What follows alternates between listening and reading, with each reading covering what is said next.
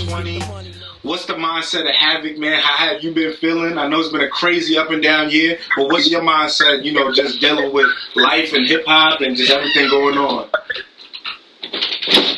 My mind is just set on, goals, accomplishing, goals that I set for myself. Making more music, putting out more music, embarking on new ventures such as, film and TV, scoring, things of that nature, just trying to do a lot, you know what I mean? Stay active. I mean, you come from a time in hip-hop, man, where, you come from the golden era, you know what I'm saying? I know you have so much jewels, so much things you learned from the game throughout the years of being in it. Watching the development of hip-hop from when you first started, what's the single most important thing that you've learned just throughout the years, watching the progression of hip-hop? What I learned throughout the years, personally, for me, as an artist, I would have to say,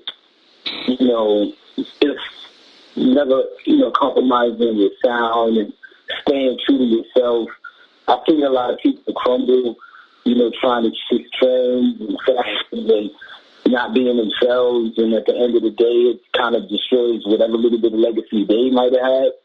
So for me, one of the takeaways that I had is just, always trying to be yourself and being true to your music and who you are and just keeping it like that. It's simple. I got you stuck off the realness. We be the infamous, you heard of us. Official Queensbridge murderers. And I wanted to also say, of course, rest in peace to Prodigy. He passed away June 20th, 2017. This is going to be 3 years anniversary this year. How have you been since, his passing and, moving on and just kind of like dealing with life, knowing that was a real close person to you, a brother, a friend, and so much more? I mean, it's like one of those take it one day at a time things. You mourn, you try to move on with your life and heal and never forget and, try to, bring forth some kind of remembrance in everything that you do to a person like that was so close to you. It's hard. You never really get over it, but, to honor, people that we lost, we have to move forward and, try to be as successful as we can and live the best life we can, because I'm sure he would do the same. But like I said, it's not easy, you know what I mean? Nah, I could imagine, man. And you guys were so deep, man, just dealing with what's going on within the times. I'm sure he would have this type of, prophetic type of, what's going on, giving us the consciousness of what's really happening for the community and things like that. As far as like, if you could tap into the mindset of, what Prodigy has kind of laid out for years, kind of being always forth-seeing and seeing like the future or seeing what's going on or seeing the hidden world. For you, what's going on right now in 2020, man, with all of this coronavirus, with all of this social distancing and everything like that? What's your, I guess you could say, your subconscious or your conscious mind telling you what's going on in this world that we live in right now? It's a real confusing time, you know what I mean? Conspiracies are prevalent. Excuse me. Conspiracies are prevalent, of course. It's hard to believe the government, when they're telling you things. But at the same time, you have to, move accordingly. You know what I mean? I would like to, share my opinion on, how I really feel. Of what's going on, but people get demonized, and not a lot of people agree to disagree. So I'm one of those people that I pretty much just go with the flow, and I try not to get too much into politics and stuff like that, and I keep it amongst my close friends and family and things of that nature. But it's really an interesting time that we're living in. And, all I have to say is that, people have to be diligent. They have to be smart. and, you know, believe in what works for them best. Nah, that's real. That's real. Because, you know, there's so many things going on. People feeling like, yo, this is a 5G thing. And I'm reading, watching like everybody else, checking out the conspiracies and seeing what applies or what don't apply. There's so much fear out there in the world. But one thing that I could say that's happening is music is still something that is still giving people an outlet, still giving people different ways to look at life. You know, right now you can't go out in the club and just, you know, listen to all the club banging joints and everything like that.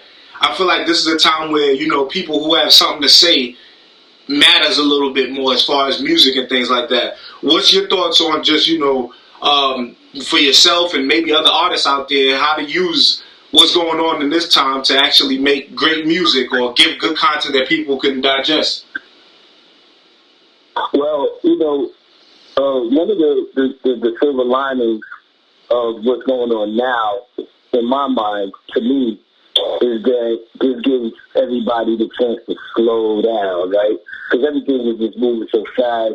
You know, a song will come out today, another one will come out tomorrow, and you forget the song from yesterday. Everything is just so fast and moving.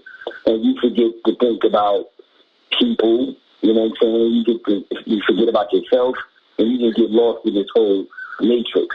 So a good thing that's going on now is, like, yeah, everybody's home.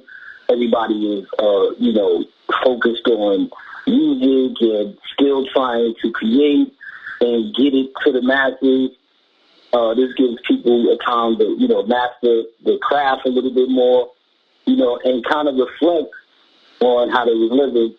And I think this is also giving the time for artists to really actually care about their fans in a different way. You know what I mean? Because it's like, yeah, we was going out there, we was doing shows, and we was doing this and the third and shooting videos. Now you actually could give people up to close personal look of you. Now you have to really be you. You know what I mean? Because now you can find, and I think it's a good thing in some ways. And, you know, with the good comes the bad. Of course, you know, we can find and things like that. But I think it's beautiful the way artists are making the best of it, and people in general. As time goes by, an eye for an eye. We in this together, son. Your beef is mine. And I gotta ask too, man. You being a super producer, man. For so many years, making so many hits. What's your thoughts on just, you know, the aspect of producer battles, and will we ever get to see a chance to see you, you know, go at it with some of these major producers and get some, you know, hit for hits and all of that? Yeah, so, you know, the producer thing, the battle thing is dope, and, you know what I mean, it was going on before all of this quarantine stuff, and it's dope to see the resurgence of that. I think it's definitely entertaining, you know what I'm saying? The sportsmanship that the producers are showing to each other. And me, will I end up in one of these battles? I would definitely like to, you know what I'm saying? I hope so, you know what I mean? I enjoy, you know, playing music and educating those that probably, you know, didn't hear the music, and the people that love it, them getting a chance to relive a moment. No, real talk, man. Who are you working with now as far as producing and, you know, building with? Right now, well, I just did a project, finishing up the project with Metro Man. I was, you know, working with Kanye a little something not too long ago. Oh. And, of course, you know, other artists out there that are unknown and unknown. But, yeah, I'm working, man, you know, just, you know, taking it, you know, easy at a time with music and just preparing myself to release some dope shit. Now, I want to just, you know, I know we don't have the most time, but I wanted to kind of touch on just kind of like the history, man. Mobb Deep, man, you guys have been around for a long time. You guys have influenced a generation, the culture of hip-hop and everything like that, from the streets and everything. You know, what was your thought when you guys, you know, first released that infamous project and the way it changed the world, the way it changed hip hop. How much does that project mean to you, looking back now? I mean, looking back over now, I mean, that project means everything to me. You know, it gave us the opportunity to, you know, celebrate 25 years later and, you know, being a project that was revered, you know, and at the time when we made it, you know, it was a precarious time. We had to come off an album that didn't do so well, and we got a second chance to, you know, kind of, you know, just do it again, you know what I mean, for lack of a better word. And, you know, the bet that people, you know, placed on us and the risk they took, like somebody like Steve Rick and 90C and all of them, it paid off. And, you know, our backs was against the wall and we created something dope. And it was from the heart. You know, looking back at that project, it was so many things going on around that time, man. If you could kind of give a breakdown of what hip-hop was around 95, 94, 96, around that time for you, what was going through the streets of Queens, New York, and everything like that, and just, you know, what was the reception like around that time? I mean, man, around that time, it was crazy. It was real competitive. You know, we had a lot of dope artists out there, like Mobb Deep, Wu-Tang. Oh man, it was crazy, and it was really competitive.